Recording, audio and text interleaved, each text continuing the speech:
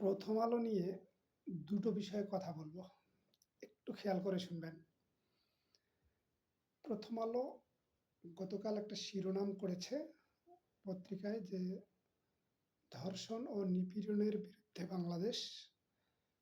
এরকম শিরোনামে গণপদযাত্রায় পুলিশের বাধা, লাঠি পেটা। খেয়াল করে দেখবেন তারা লিখেছে যে এরকম একটা গণপদযাত্রা হচ্ছিল, সেখানে পুলিশ বাধা দিয়েছে, লাঠি চার্জ করেছে। কিন্তু ঘটনা ভিন্ন। ঘটনা হচ্ছে যখন মিছিলকারীরা প্রধান উপদেষ্টার বাসভবনের দিকে যাওয়ার চেষ্টা করছিল, পুলিশ তখন বাধা দিয়েছে যে না, প্রধান উপদেষ্টার বাসভবন ঘেরাও করা যাবে না, প্রধান উপদেষ্টার বাসভবনের সামনে গিয়ে জমায়েত হওয়া যাবে না।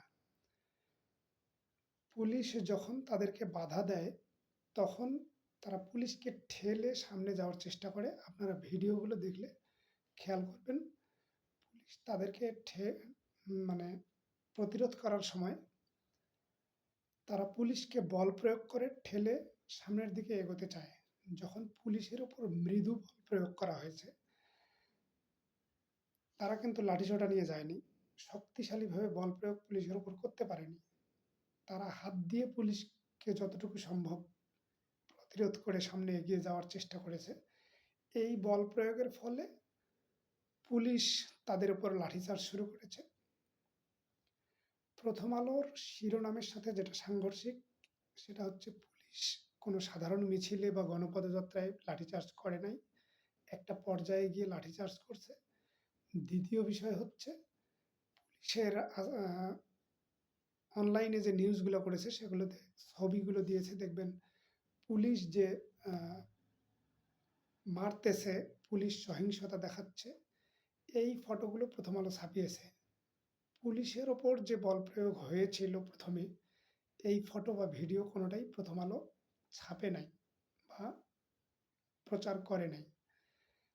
প্রথম আলোর লক্ষ্য সুস্পষ্ট। এরা হচ্ছে সরকারকে অস্থিতিশীল পরিস্থিতিতে ফেলতে চায়। এরা ইসলাম বিদ্বেষীদের প্রমোট করতে চায়। প্রথম আলোর আরেকটা বিষয় বলি।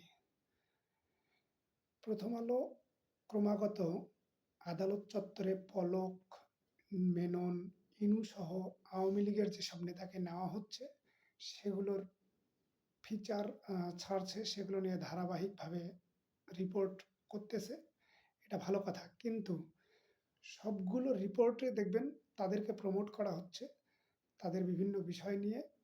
তারা কিভাবে খারাপ অবস্থায় আছে, ডান্ডাবেরি পড়ানো, হাতকড়া পরানো, এই জিনিসগুলো হাইলাইট করার চেষ্টা করতেছে প্রথম আলো। মানে সরকার তাদের সাথে অন্যায় করতেছে বোঝানোর চেষ্টা করলেও 2013, 14, 15 সালে যখন জামাত বিএনপির নেতাদেরকে ধরে নিয়ে গিয়ে সুস্থ মানুষকে পঙ্গু বানিয়ে আদালতে আনা হতো, সেই সব ভিডিও বা ফটো কিন্তু হাইলাইট করে প্রথম আলো ছাপে নাই। প্রথম আলো কখনোই বলে নাই যে কেন্দ্রীয় পর্যায়ের কোনো নেতাকে, মন্ত্রী পর্যায়ের কোনো নেতাকে কেন এভাবে হাতকড়া পরানো হলো, কেন এভাবে পঙ্গু করা হলো, এগুলো কিন্তু প্রথম আলো তখন বলে নাই।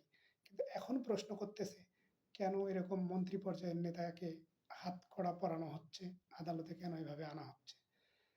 প্রথম আলোর লক্ষ্য সুস্পষ্ট। প্রথম আলো হচ্ছে দিল্লির এজেন্ডা বাস্তবায়ন করে চলেছে। এই দিল্লি প্রীতি রুখে দিতে হবে, প্রথম আলোকে বিভিন্নভাবে রুখে দিতে হবে। প্রথম আলোর বিকল্প তৈরি করে প্রথম আলোকে রুখে দিতে হবে। প্রথম আলোকে রুখতে না পারলে, প্রথম আলোর এই একচেটিয়া দিল্লি প্রেম রুখতে না পারলে, বাম ঘরানার ইসলাম বিদ্বেষীরা বারবার সামনে আসার চেষ্টা করবে। সেখানে বারবার হচ্ছে সরকার বিপজ্জনক পরিস্থিতি ফেস করবে।